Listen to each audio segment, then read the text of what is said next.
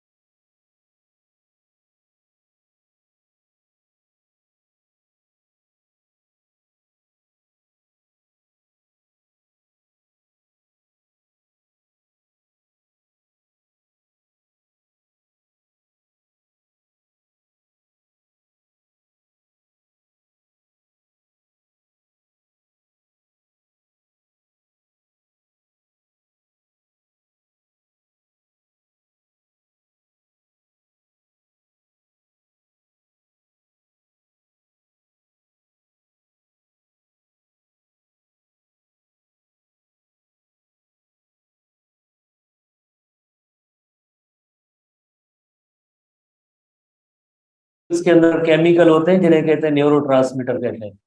तो न्यूरो, ये केमिकल होते हैं जो इलेक्ट्रिकल मैसेज आखिर में जो है केमिकल मैसेज में कन्वर्ट होता है।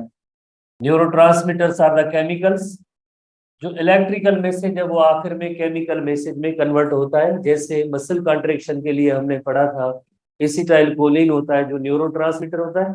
जैसे मसल सेल को, जैसे कॉन्ट्रेक्शन के लिए जो मैसेज या पैगाम होता है मसल सेल को जाता है, इसी तरह से एक न्यूरॉन से दूसरे न्यूरॉन में भी जैसे मैसेज जा सकता है।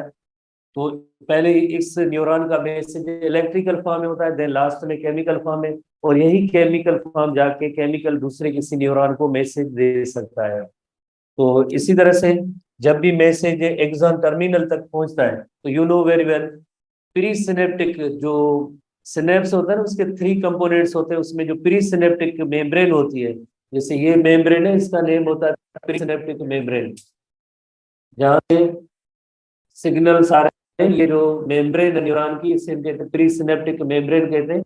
इसके अंदर कैल्शियम चैनल होते हैं। कैल्शियम चैनल होते हैं तो ये कैल्शियम चैनल ओपन होंगे, जिसके रिजल्ट में कैल्शियम आयंस जो है डिफ्यूज होके प्री सिनेप्टिक सेल के अंदर जाएंगे। इसके रिजल्ट में ये होगा कि ये जो वेसिकल है, ये वेसिकल फ्यूज हो जाएंगे प्री सिनेप्टिक मेम्ब्रेन के साथ। जब वेसिकल की फ्यूजन होगी तो अल्टीमेटली ये होगा कि इसके अंदर जो न्यूरो होंगे वो रिलीज होके सिनेप्स के दूसरा जो कंपोनेंट होता है सिनेप्स का, उससे हम कहते हैं सिनेप्टिक क्लेफ्ट कहते हैं। सिनेप्टिक क्लेफ्ट, क्लेफ्ट लफ्ज का मतलब होता है स्पेस या गैप। तो ये न्यूरो इन स्पेस या गैप के अंदर आ जाते हैं। गैप पे आने के बाद जो पोस्ट सिनेप्टिक सेल होता है, जो पोस्ट सिनेप्टिक सेल जो होगा, उसके साथ ये न्यूरो से बाइंड करेंगे। जब न्यूरो इसके साथ बाइंड करेंगे तो पोस्ट सिनेप्टिक सेल के अंदर जैसे सोडियम चैनल ओपन होंगे। सोडियम चैनल ओपन होने के बाद जैसे एक नया एक्शन पोटेंशियल जनरेट होगा किसी दूसरे न्यूरॉन के अंदर, या जो इफेक्टर होगा उसको कमांड जाएंगे। जैसे ये कमांड चले जाएंगे इफेक्टर सेल तक या किसी दूसरे न्यूरॉन में, तो neurotransmitters are reabsorbed back into the presynaptic cell. इस तरह से जो है सिनेप्स का अमल होता है, जो आपने पढ़ा है, 2-3 बार पढ़ा है। आई थिंक अब आप फिंगर टिप्स में ये सारी चीजें याद हो गई होंगी।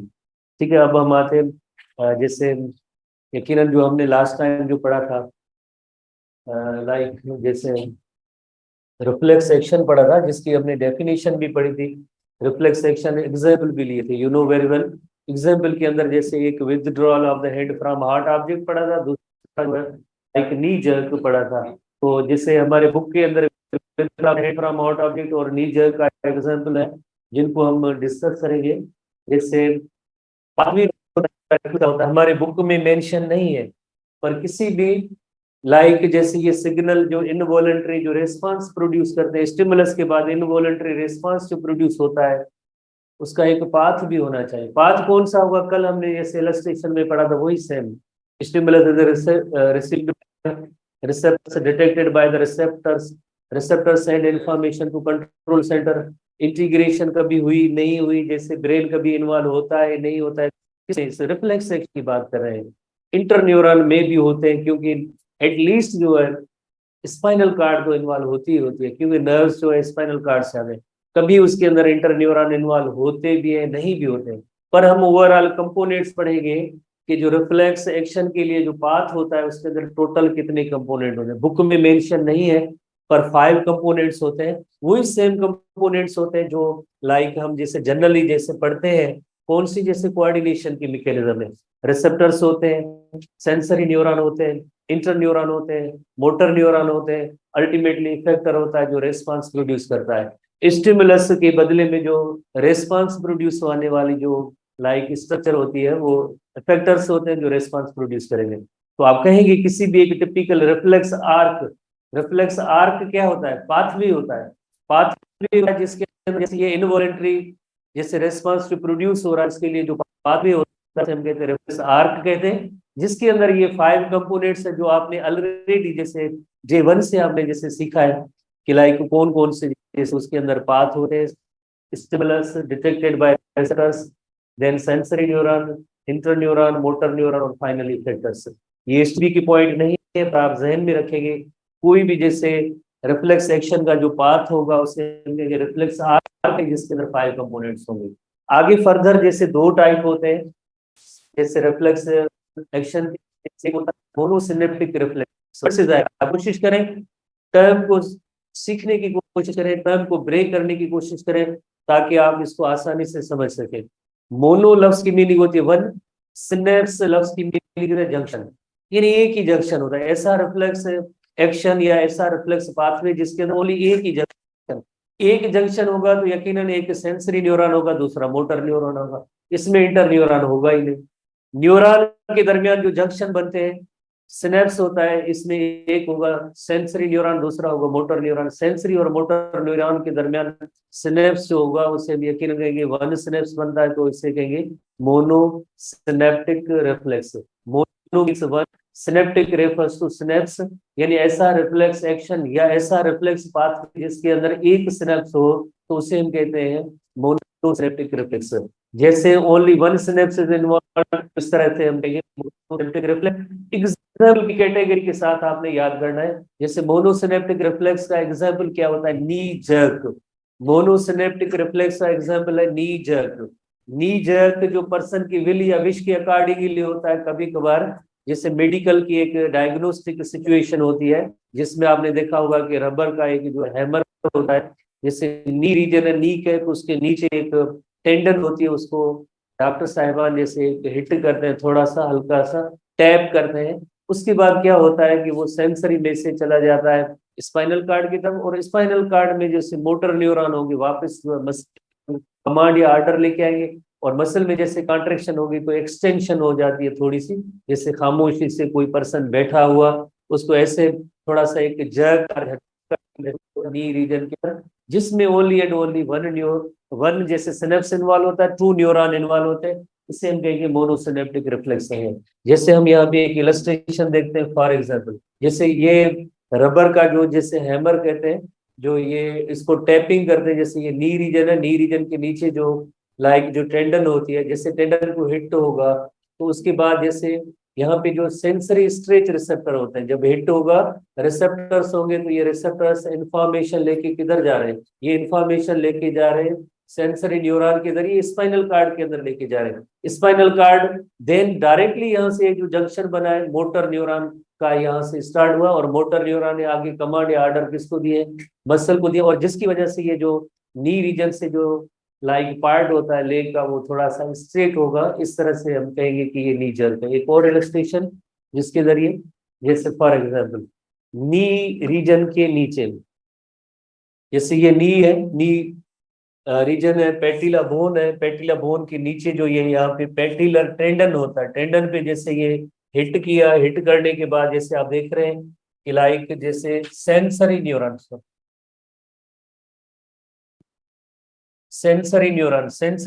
जो होगा वो इंफॉर्मेशन लेके इस स्पाइनल कार्ड सेक्शन तक जा रहा है।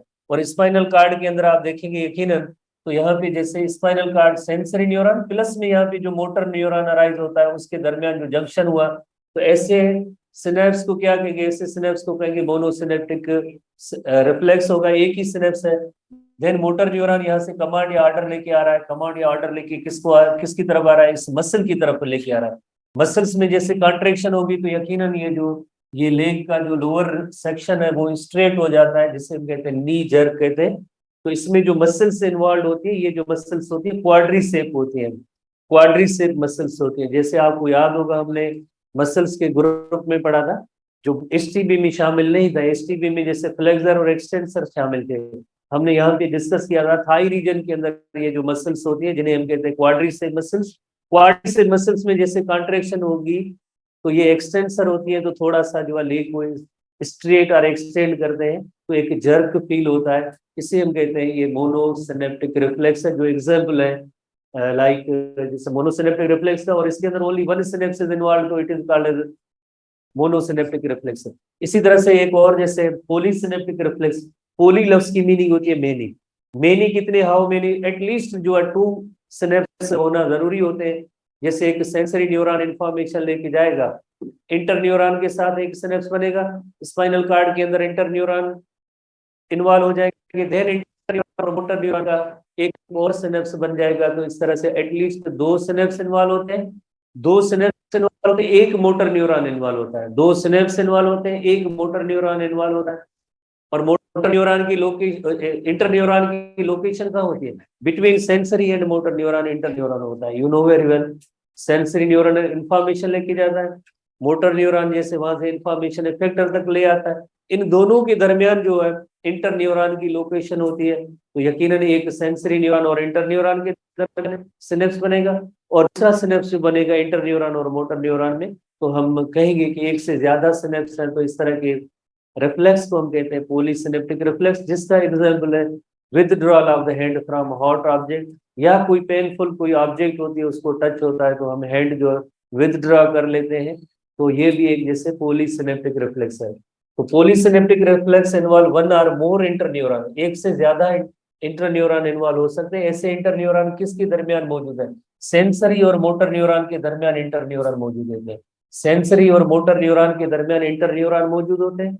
इसमें एटलीस्ट टू सिनेप्स, जैसे दो सिनेप्स होते हैं और एक इंटर न्यूरॉन जरूर होता है। जैसे एसटीबी की ये पॉइंट्स नहीं है, जैसे एटलीस्ट जैसे दो सिनेप्स हुए, किसके दरमियान सिनेप्स हुआ, एक पहला सिनेप्स सेंसरी न्यूरॉन और इंटर न्यूरॉन के दरमियान, दूसरा सिनेप्स किसके दरमियान हुआ, मोटर न्यूरॉन और इंटर न्यूरॉन के दरमियान सिनेप्स हुआ। इंटर न्यूरॉन कितने इन्वॉल्व है, at least one inter neuron involve हो, तो उसे हम कहते हैं पॉलीसिनेप्टिक। तो withdrawal of the hand from hot object को हम एक एग्जांपल लेंगे, सीखेंगे कि किस तरह से हम जो है हॉट ऑब्जेक्ट से अपने हैंड को विथड्रॉ करते हैं या उठा लेते हैं। जैसे ये फॉर एग्जांपल ये हॉट ऑब्जेक्ट है, हॉट ऑब्जेक्ट है और इस पे अगर हमारी फिंगर टच होती है तो ये सेंसरी न्यूरॉन जा रहे हैं मैसेज या इंफॉर्मेशन लेके जा रहे हैं, किधर जा रहे हैं, स्पाइनल कार्ड के अंदर। ये जो क्रॉस सेक्शन है स्पाइनल कार्ड का, इसके अंदर आप देखेंगे सेंट्रल पार्ट जो आपको येलो कलरेशन है या नजर आ रही, ग्रीन कलरेशन थोड़ी सी नजर आ रही है, तो इसमें अंदर आपको एक बटरफ्लाई लाइक स्ट्रक्चर जो नजर आ रही है, ये grey matter of the spinal cord होता है। सेंट्रल जो बटरफ्लाई लाइक स्ट्रक्चर नजर आ रही है, ये grey matter of the spinal cord है। एसटीबी बुक के अंदर वेरी क्लियर पॉइंट है कि जो पहला सिनेप्स बनता है वो grey matter of the spinal cord के अंदर बनता है। तो ये ग्रे मैटर के अंदर ये फर्स्ट सिनेप्स बना किसके दरमियान, सेंसरी न्यूरॉन और इंटर न्यूरॉन के दरमियान। इसी तरह से एक इंटर न्यूरॉन और देन दूसरा सिनेप्स बना मोटर न्यूरॉन के दरमियान। तो ये मोटर न्यूरॉन देन कमांड या ऑर्डर से लेके आ रहा है, कमांड से ऑर्डर लेके आ रहा है, किस तरफ लेके आ रहा है, यकीनन जो मसल होती है उसको कमांड या ऑर्डर देता है। किस तरह का कमांड या ऑर्डर देगा कि इस हॉट ऑब्जेक्ट से हैंड को विथड्रॉ करना है, इस हॉट ऑब्जेक्ट से फौरन विथड्रॉ करना है। इसमें किसी पर्सन की विल या विश शामिल नहीं है। विल या विश क्यों शामिल नहीं है, वाई, बिकॉज ये सिग्नल या मैसेज ब्रेन तक नहीं गए, क्योंकि हम जो भी डिसाइड करते हैं कंट्रोल सेंटर हमारा ब्रेन होता है। ब्रेन तक ये सिग्नल नहीं गया, भले इंटर न्यूरॉन इन्वॉल्व है। इंटर न्यूरॉन कहाँ की है? इंटर न्यूरॉन स्पाइनल कार्ड के। अगर हमारी विल या विश शामिल हो तो यकीनन जो मैसेज है ब्रेन तक जाना चाहिए, ब्रेन तक गया ही नहीं। कहाँ गया? जस्ट ओनली स्पाइनल कार्ड, भले उसके अंदर इंटर न्यूरॉन इन्वॉल्व पड़े। तो इसके अंदर भले कितने कंपोनेंट होंगे, स्टिमुलस, रिसेप्टर, रिसेप्टर के बाद इंटर न्यूरॉन, इंटर न्यूरॉन के बाद मोटर न्यूरॉन, मोटर न्यूरॉन के बाद ये इफेक्टर, इफेक्टर क्या है? मसल्स है। 5 कंपोनेंट तो मौजूद है, पर इसके अंदर ब्रेन शामिल नहीं है, इंटर न्यूरॉन शामिल है।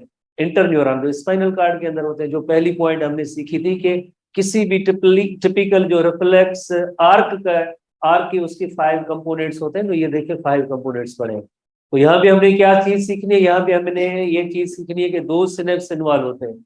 इंटर न्यूरॉन कहाँ होता है? इंटर न्यूरॉन सेंसरी न्यूरॉन और मोटर न्यूरॉन के दरमियान होता है। सेंसरी और मोटर न्यूरॉन के दरमियान इंटर न्यूरॉन है। लोकेशन भी हम देख रहे हैं, सेंसरी न्यूरॉन और ये जैसे मोटर न्यूरॉन, इसके दरमियान जैसे इंटर न्यूरॉन मौजूद है। इंटर न्यूरॉन तो यानी सिनेप्स कितने हुए? जैसे एक सेंसरी और मोटर न्यूरॉन, सेंसरी और इंटर न्यूरॉन के दरमियान, और इंटर न्यूरॉन और मोटर न्यूरॉन के दरमियान ये दूसरा सिनेप्स हुआ। अच्छा, आगे चल के हमें एक और चीज सीखेंगे, बट इसके लिए इंफॉर्मेशन थोड़ी सी आपको पहले से एक नो हाउ मौजूद होनी चाहिए। अगर ये सेक्शन है, इसमें अगर आप देखें कि कौन सा लाइक सेंसरी डिवीजन है और कौन सा मोटर एरिया है, उससे कैसे पता चलता है? ये जो थोड़ी सी स्वेलिंग नजर आ रही है, ये इसे हम कहते हैं dorsal root ganglia. Dorsal root ganglia जो स्पाइनल कार्ड के अंदर जो सेक्शन नर्व का इंटर होता है, उसमें थोड़ी सी स्वेलिंग होती है, और इस स्वेलिंग को हम कहते हैं डार्सल रूट गैंग्लिया। ये सेंसरी इन नेचर होती है। दूसरी जैसे आप जैसे नर्व की ब्रांच देखें, इसके अंदर ऐसी स्वेलिंग नहीं होती है, ऐसी स्वेलिंग नहीं होती है, जो हमने पढ़ा है, आप स्टूडेंट्स को याद होगा। तो होपफुली आपने इसको थोड़ा सा सीख लिया होगा। अब एक चीज और है थोड़ी सी, ये जो पॉलीसिनेप्टिक रिफ्लेक्स है, ये थोड़ा सा मॉडिफाई भी हो सकता है। वाई मॉडिफाई क्यों हो सकता है? बिकॉज इसके अंदर जब इंटर न्यूरॉन है तो थोड़ा सा ये मॉडिफाई भी हो सकता है। कॉन्शियस कंट्रोल इस पे भी आ सकता है, जैसे withdrawal of the hand from heart object है, इस पे थोड़ा सा कॉन्शियस हमारा विल या विश कभी कभार उसकी रेगुलेशन या कंट्रोल इस तरह से हो सकती है कि पॉलीसिनेप्टिक में, मोनोसिनेप्टिक में नहीं, पॉलीसिनेप्टिक रिफ्लेक्स में ऐसी कॉन्शियस कंट्रोल हो सकती है। कॉन्शियस कंट्रोल हम वर्ड यूज करेंगे, कॉन्शियस कंट्रोल, जैसे can be inhibited by the conscious control. Polysynaptic reflex होगा, मोनोसिनेप्टिक नहीं कंट्रोल हो सकता है, बट पॉलीसिनेप्टिक जो कॉन्शियसली, इसका मतलब है वॉलेंटरली। हमारे एसटीडी बुक के अंदर जैसे ये लफ्ज भी मौजूद है कि वॉलेंटरली कंट्रोल हो भी सकता है, मॉडिफाई भी हो सकता है। कैसे? जिस तरह से फॉर एग्जाम्पल कभी कभार मेनी ऐसी सिचुएशंस होती है जिसके अंदर वाकई हार्ट ऑब्जेक्ट होती है, वाकई जिसमें कोई एक चुभने वाली चीज है, हाथ जैसे इंजर्ड हो रहा होता है, पर हम उससे विदड्रॉ नहीं करते हैं। जैसे अगर हम एक एग्जाम्पल लेते हैं, जैसे इस बिल्डिंग का कोई काम हो रहा है और गर्म मौसम है, मई जून का महीना है, और उस्ताद कह रहा है कि जो गर्म सरिया है ना, ये मुझे दे। तो उसने पकड़ा हुआ है, हाथ भी गर्म, हाथ जो गर्म भी ऑब्जेक्ट है, हाथ भी जल रहे हैं, पर छोड़ना नहीं होता है, छोड़ना नहीं होता है। या गाड़ियों की मैकेनिक्स वगैरह जो काम करते हैं, हेल्पर भी होते हैं, तो कभी कभार ऐसी सिचुएशन होती है, हाथ जख्मी भी हो रहा होता है, इंजर्ड भी होता है, कोई चीज चुभ भी रही है, पर उसको छोड़ना नहीं होता है, बिकॉज डैमेज के चांसेस ज्यादा होते हैं। तो एक सिचुएशन बन जाती है, फिर हम उसको जो है ना, वो कहते हैं हाँ ठीक है, हॉट ऑब्जेक्ट है, जख्मी भी हो रहे, कोई इशू नहीं, पर इससे जो है ना हाथ नहीं निकालना होता है। इसका मतलब ये हुआ कि ये थोड़ा सा मॉडिफाई हो सकता है। हमारे बुक के अंदर भी जैसे पॉइंट है कि इंटरन्यूरोनल सिनेप्स, ऐसे सिनेप्स जिसके अंदर इंटर न्यूरॉन इन्वॉल्व होते हैं, the stimulus can be send to brain. देखो इससे पहले ब्रेन इन्वॉल्व नहीं था, रिफ्लेक्स एक्शन के अंदर ब्रेन इन्वॉल्व नहीं था, पर अगर इंटरन्यूरोनल जैसे सिनेप्स है तो ये सिग्नल आ रहा है, इंफॉर्मेशन ब्रेन तक भी जैसे आगे जाएगी। ब्रेन तक जाने के बाद जैसे आपको पता है कि इसका वॉलंटरी कंट्रोल हो जाता है, तो ये मॉडिफाई हो गया। मोनोसिनेप्टिक रिफ्लेक्स जो मॉडिफाई नहीं हो रहा था, क्योंकि उसके अंदर इंटरन्यूरॉन इन्वॉल्व नहीं है। इसमें इंटरन्यूरॉन इन्वॉल्व होने की वजह से ये सिग्नल आ रहा है, स्टिमुलस तो ब्रेन तक जाएगा, ब्रेन तक जाएगा तो यकीनन इसका जो कंट्रोल वॉलंटरी कॉन्शियस हमारी विल या विश के अकॉर्डिंगली थोड़े से काम ये हो सकते हैं, किसमें? जो पॉलीसिनेप्टिक रिफ्लेक्स है। ठीक है, होपफुली आपने पॉइंट्स को गेन किया होगा। अब हम आते हैं नर्वस सिस्टम की एवोल्यूशन के हवाले से डिस्कस करेंगे। नर्वस सिस्टम की एवोल्यूशन, जैसे हमारे एसटीबी बुक में भी जैसे दो एग्जाम्पल दिए गए हैं, एक डिफ्यूज टाइप का नर्वस सिस्टम और दूसरा है सेंट्रलाइज नर्वस सिस्टम।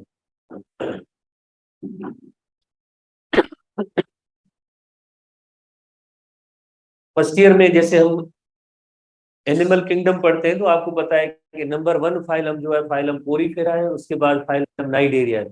पोरीफेरा के अंदर कोई भी जैसे नर्वस टिश्यू वगैरह नहीं बनते हैं, पर नाइडेरिया से आहिस्ता आहिस्ता आगे जितने भी एनिमल्स के फाइला स्टार्ट होते हैं तो उनके अंदर थोड़ी सी लाइक जैसे एडेप्टेशन की वजह से, थोड़ी सी नीड की वजह से, जैसे एवोल्यूशन पॉइंट ऑफ व्यू से, जैसे साइंटिस्ट कहते हैं Aahista Aahista slowly and gradually different structures Aahista Aahista evolve हुए हैं। तो फाइलम नाइडीरिया के अंदर जैसे आपको पता है नर्व फाइबर्स आ जाते हैं। उसके बाद जो तीसरा जो फाइलम होता है आपको पता है प्लेटी हेलमिन्थस है। प्लेटी हेलमिन्थस के अंदर अब हेड फॉर्मेशन भी हो जाती है, ब्रेन भी आ जाता है, तो यानी आहिस्ता आहिस्ता नर्वस सिस्टम जो सेंट्रलाइज्ड की तरफ जा रहा है। मोर ओवर आपने ये भी पढ़ा होगा कि जैसे ओनली टू किंगडम ऐसी है जो रेडियल सिमेट्रिकल फाइला, जिसमें एक जैसे नाइडीरिया है, दूसरा इकाइनोडर्मेटा और नाइडेरिया रेडियल सिमेट्रिकल। जो एनिमल्स रेडियल सिमेट्रिकल होते हैं उनके अंदर ना इंटीरियर एंड होता है ना पोस्टीरियर एंड होता है, ना हेड होता है। हेड नहीं होगा तो प्रोमिनेंट ब्रेन नहीं होगा। इसी तरह से जो है उनके अंदर जैसे हम कहेंगे डिफ्यूज टाइप का नर्वस सिस्टम होगा, क्योंकि कोई डायरेक्शन नहीं, स्टिमुलस जाए तो किधर जाए, कोई कंट्रोल सेंटर उनका नहीं होता है। तो ऐसे नर्वस सिस्टम को हम कहेंगे डिफ्यूज टाइप का नर्वस सिस्टम। जो सेंट्रलाइज्ड नर्वस सिस्टम होते हैं उनका एक कंट्रोल सेंटर होता है, इंटीरियर एंड होता है, तो उसके अंदर हेड रीजन मौजूद है, ब्रेन मौजूद है। तो जितनी इंफॉर्मेशन होगी पहले वो ब्रेन में जाएगी और ब्रेन के बाद देन जो इफेक्टर्स तक आएगी। ऐसे नर्वस सिस्टम को हम कहेंगे सेंट्रलाइज्ड नर्वस सिस्टम। जिसका कोई हेड रीजन नहीं है, कंट्रोल नहीं है, तो वो confuse type of nervous system. तो बहरहाल हम दो सिस्टम को हम डिस्कस करेंगे। नंबर 1 जैसे लाइक जैसे यकीनन डिफ्यूज टाइप का नर्वस सिस्टम, पर डिफ्यूज टाइप के नर्वस सिस्टम को देखने से पहले, पढ़ने से पहले थोड़ी सी एक हाइड्रा का एग्जाम्पल लिया गया है। तो हाइड्रा जैसे आपको पता है इसकी एक बॉडी सिलेंड्रिकल होती है और only one opening is there that is mouth, और उसके बाद ऐसे थ्रेड लाइक स्ट्रक्चर्स होते हैं जिन्हें कहते हैं टेंटिकल्स कहते हैं। इसके अंदर जो आपको नेटवर्क नजर आ रहा है जैसे ब्लू कलर के अंदर, ये जितने भी फाइबर्स हैं ये इंटर कनेक्टेड न्यूरॉन का नेटवर्क है। जितने भी न्यूरॉन है सब एक दूसरे के साथ इंटरकनेक्टेड है। इवन टेंटिकल्स तक जो है ऐसे न्यूरॉन्स मौजूद है। इतने ज्यादा एक्सटेंसिव ब्रांचिंग सिस्टम है, नेटवर्क है, इंटरकनेक्टेड नेटवर्क है, सारे न्यूरॉन एक दूसरे के साथ इंटरकनेक्टेड होते हैं। इस वजह से अगर किसी भी साइड पे अगर कोई स्टिमुलस होता है तो आप देखें किधर जाए, यानी कोई पॉइंट, सेंट्रल पॉइंट या कंट्रोलिंग सेंटर कोई भी नहीं है। तो इस तरह से जो है आगे स्प्रेड होगा हर डायरेक्शन में। इसका जो स्टिमुलस होने के बाद जो इंफॉर्मेशन आती है, कोई कंट्रोलिंग सेंटर नहीं है, ऑल डायरेक्शन के अंदर ये जाएगी, तो इससे हम कहेंगे डिफ्यूज टाइप का नर्वस सिस्टम। और जैसे आप देख रहे हैं इसमें बहुत ज्यादा सिनेप्स है। बहुत ज्यादा सिनेप्स होने की वजह से जो सिग्नल या कंडक्शन होगी उसकी स्पीड होगी वेरी स्लो होगी।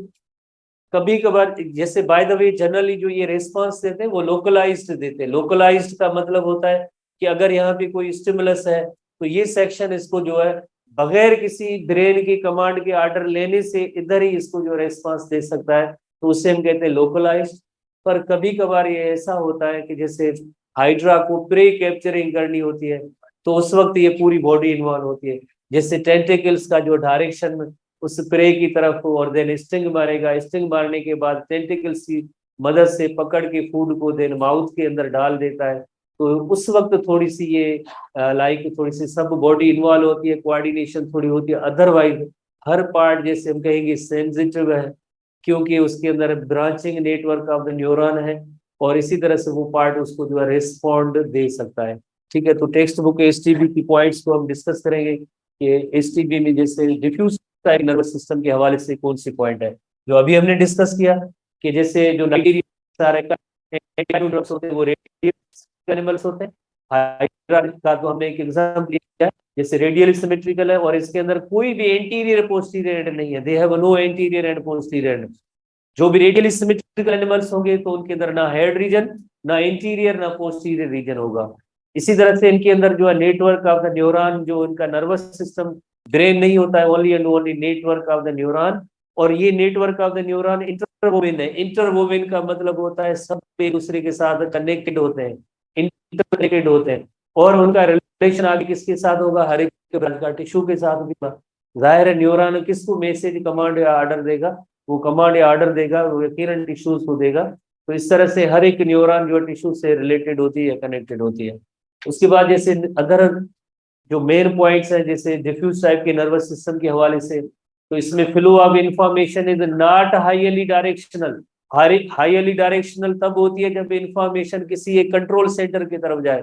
इंफॉर्मेशन जो भी जैसे रिसीव करते हैं ना, पहले कंट्रोल सेंटर में जाए, इंटीग्रेशन हो, देन वहां से कमांड या ऑर्डर आए। तो इसी तरह से यहाँ भी कंट्रोल सेंटर ब्रेन की तरफ, ब्रेन है ही नहीं, तो हम कहेंगे it is not highly directional. पर क्या होगा, rather it diffuse in all direction from point of stimulation. जिस जगह पे कोई स्टिमुलस वगैरह मिलता है वहां से जो ये स्प्रेड हो जाता है हर डायरेक्शन में। और फैसिलिटी भी मौजूद है ना, क्या कि जैसे न्यूरॉन सारे इंटरकनेक्टेड है, तो वो स्टिमुलस ऐसे स्प्रेड होगा इन द ऑल डायरेक्शन होगा। इसी तरह से आपके impulse, transmission of impulse is very slow.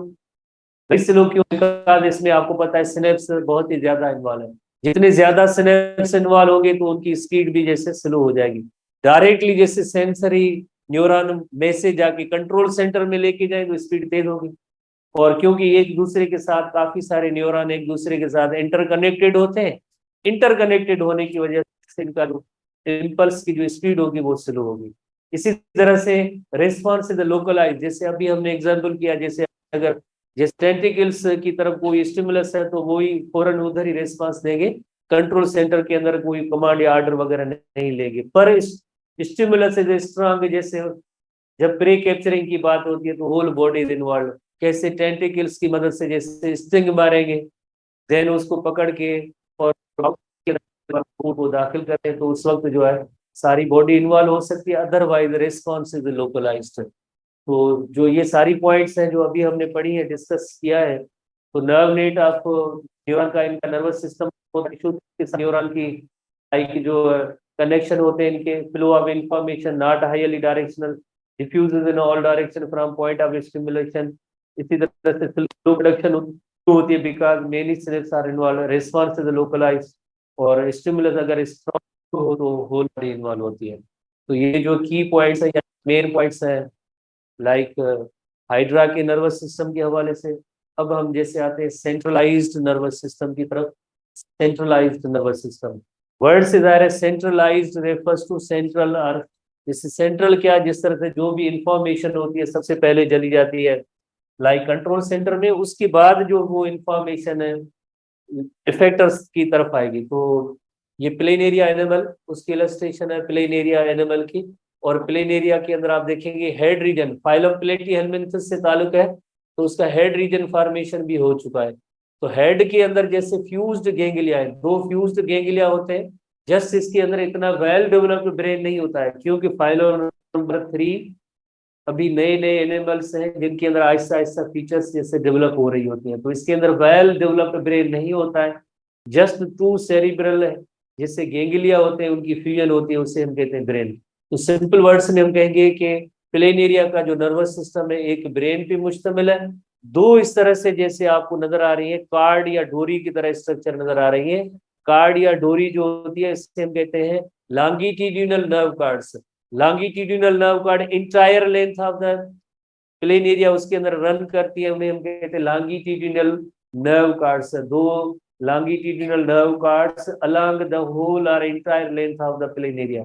इसी तरह से दो लॉन्गिट्यूडिनल नर्व कार्ड्स को आपस में कनेक्ट करने के लिए ट्रांसवर्स नर्व्स है, ये जो आपको नजर आ रही है, ये जो इलस्ट्रेशन, ये ट्रांसवर्स नर्व्स है। Transverse commissures are the nerves जो इनको आपस में कनेक्ट करते हैं। तो ओवरऑल लुक जो आएगा वो सीढ़ी की तरह नजर आएगा, लेडर लाइक। तो प्लेन एरिया के अंदर जो नर्वस सिस्टम है वो लेडर लाइक है। लेडर कहते हैं जैसे सीढ़ी के स्टेप होते हैं, इसी तरह से वो सीढ़ी के स्टेप क्या होते हैं, जस्ट ये जो है ट्रांसवर्स नर्व होती है। और जैसे सीढ़ी के मेन जो स्केलेटन होते हैं वो दो लॉन्गिट्यूडिनल नर्व्स होती है। और हेड रीजन के अंदर क्या मौजूद है, हेड रीजन के अंदर जो है ब्रेन मौजूद है। ह्यूमन बीइंग के अंदर जो जाहिर है उसके अंदर भी जैसे सेंट्रल नर्वस सिस्टम और सेंट्रलाइज नर्वस सिस्टम होता है, जिसके अंदर ब्रेन और स्पाइनल कार्ड होते हैं, जिसके अंदर ब्रेन और स्पाइनल कार्ड होते हैं। वही सेम जैसे अभी जो हम एसटीबी की पॉइंट्स को जैसे नोट करेंगे, एसटीबी इज नेसेसरी तो सेंट्रलाइज नर्वस सिस्टम किन एनिमल्स में होता है? बायलेटरल सिमेट्री, जैसे वो रेडियल सिमेट्रिकल एनिमल्स में, bilateral symmetrical animal. Bilateral symmetrical animals होते हैं जिनका एंटीरियर और पोस्टीरियर एंड होता है, हेड रीजन क्लियर होता है, प्रोमिनेंट होता है, वादा होता है। और हेड रीजन ही पहला पार्ट होता है जो किसी भी अपनी लाइक डेंजर को या एक्सटर्नल कंडीशन को सेंस करने के लिए या फूड की अवेलेबिलिटी को सेंस करने के लिए हेड रीजन हम जैसे बाहर निकालते हैं। ठीक है? जैसे अब बाहर देखें कि कौन है, कौन सी चीज मौजूद है, तो हम अपना लेग या फुट को नहीं भेजेंगे आप देखिए आए कि बाहर क्या है। यकीनन जो कुदरत ने एक ऐसा निजाम दिया है जिसके अंदर हेड पार्ट ऐसा रखा है, जिसके अंदर सेंसरी स्ट्रक्चर्स भी मौजूद है, ब्रेन भी मौजूद है। तो इसी वजह से जो ये एनिमल्स होते हैं उनके अंदर जो interior most and first part जो किसी भी नई लोकेशन या एनवायरनमेंट में जाएगा वो क्या जाएगा, वो हेड पार्ट होगा। वही फूड को आइडेंटिफाई ट्रेस करेगा, डेंजर कोई होगा या एक्सटर्नल जो भी कंडीशंस है उनकी सेंसेशन हम इस हेड रीजन से हम करते हैं। तो इसी तरह से जितने भी सेंसरी ऑर्गन है वो सब हेड रीजन के अंदर आ गए। कंट्रोल सेंटर भी है। कंट्रोल सेंटर क्या होता है? That is a brain. Brain भी होता है। तो इसी तरह से जितनी भी इंफॉर्मेशन सेंसरी इंफॉर्मेशन होती है वो पहले ब्रेन की तरफ आती है। वहां पे ब्रेन के अंदर इंटीग्रेशन होती है। इंटीग्रेशन होने के बाद एक कोऑर्डिनेटेड रेस्पॉन्स, यानी ऐसी सिचुएशन के अकॉर्डिंगली क्या होना चाहिए, एक प्रॉपर डिसीजन, सुइटेबल डिसीजन कौन करके देगा? सुइटेबल डिसीजन जो है यकीनन कंट्रोल सेंटर करके देगा। देन वो जो जाएगा किधर जाएगा? इफेक्टर्स तक जाएगा और इफेक्टर्स अकॉर्डिंगली कोई एक बेहतरीन जो इन्वायरमेंट के कंडीशन के हवाले से कोई एक उनका रेस्पॉन्स होगा। तो इस तरह से हमने सीखना है प्लेन एरिया का नर्वस लेडर लाइक। तो प्लेन एरिया जो प्लेटी हेलमिन्थस है उसके अंदर एंटीरियर एंड पे ब्रेन मौजूद है। ब्रेन मौजूद है। इसी तरह से दो कार्ड लाइक स्ट्रक्चर है जिन्हें हम कहते हैं लॉन्गिट्यूडिनल, ये जो नर्व कार्ड्स हैं एक दूसरे के साथ कनेक्टेड है। नर्व कार्ड्स आर कनेक्टेड किसके जरिए? कनेक्टेड थ्रू ट्रांसवर्स नर्व्स हैं। और दो लेटरल साइड, इस तरह से बॉडी की कोऑर्डिनेटेड रेस्पॉन्स जो प्रोड्यूस होता है because of central nervous system, brain की कोऑर्डिनेशन, ब्रेन की कंट्रोल की वजह से होता है। ठीक है ना? तो होपफुली अब इसकी जो की पॉइंट्स या मेन पॉइंट्स तो आप जैसे सीखी है कि क्या होता है, इनका एक ब्रेन होता है और इसी तरह से connected with sensory organ brain. बाकी जितने रिमेनिंग सेंसरी ऑर्गन है, जैसे अगर हम बात करें आईज भी, उनका भी जैसे मैसेज या कमांड जो कुछ भी लाइक फंक्शन होती है वो ब्रेन की तरफ जाती है। कानों की भी या जितने भी सेंसरी ऑर्गन्स होते हैं की जो अल्टीमेटली जो ब्रेन के साथ होते हैं। तो नर्वस सिस्टम में कौन से कंपोनेंट्स हैं? एक है जैसे ब्रेन है और दो जो कार्ड लाइक जो नर्व्स हैं लॉन्गिट्यूडिनल रन कर रहे हैं और इनको आपस में इंटरकनेक्टेड करते हैं, वो ट्रांसवर्स नर्व्स हैं।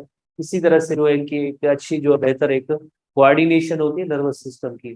ठीक है, थोड़ा सा एक टॉपिक हम मजीद थोड़ा डिस्कस करेंगे कि जो ह्यूमन नर्वस सिस्टम होता है,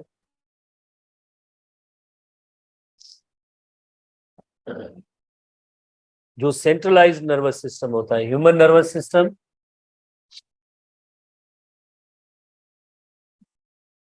human nervous system centralised nervous system होगा। सेंट्रलाइज्ड नर्वस सिस्टम डिफ्यूज नहीं, सेंट्रलाइज्ड टाइप का नर्वस सिस्टम होगा जिससे जिसकी दो डिवीजन है। जैसे एक सीएनएस होता है, सेंट्रल नर्वस सिस्टम, और दूसरा होता है पीएनएस होता है। सीएनएस के अंदर जो ब्रेन और स्पाइनल कार्ड होता है, brain and spinal cord CNS कहेंगे। और पीएनएस के अंदर जो नर्व्स होंगी, पेरिफेरल नर्वस सिस्टम, उसके अंदर नर्व्स होंगी। शॉर्ट फॉर्म याद करना जरूरी है, जैसे मैं अक्सर यहाँ पे आपको बताता भी हूँ और मैं लिखता भी हूँ ताकि आप थोड़ा सा उस पर तवज्जो दें कि ये है कि central nervous system, peripheral nervous system. Peripheral nervous system के अंदर नर्व्स होंगी, सेंट्रल नर्वस सिस्टम के अंदर जो ब्रेन एंड स्पाइनल कार्ड होगा। जैसे ब्रेन और स्पाइनल कार्ड, जैसे ब्रेन कंटिन्यूअस है, एक card like structure that is called spinal cord. Brain और स्पाइनल कार्ड जो है सीएनएस बनाते हैं और इन्हीं में से जो नर्व्स निकलती हैं, ब्रेन से निकलने वाली नर्व्स जो होती हैं उन्हें हम कहते हैं क्रेनियल नर्व्स। क्रेनियल नर्व्स की तादाद स्टूडेंट्स को याद है या नहीं? याद रखनी चाहिए। 12 पेयर्स ऑफ क्रेनियल नर्व्स होती हैं। इसी तरह से स्पाइनल कार्ड से भी नर्व्स निकलती हैं। 31 पेयर्स होते हैं जिन्हें हम कहते हैं ये स्पाइनल नर्व्स हैं। तो स्पाइनल नर्व्स जो स्पाइनल कार्ड से निकलती हैं क्रेनियल नर्व्स जो ब्रेन से निकलती हैं collectively constitute peripheral nervous system. ये जो है पेरिफेरल नर्वस सिस्टम बनाएंगे।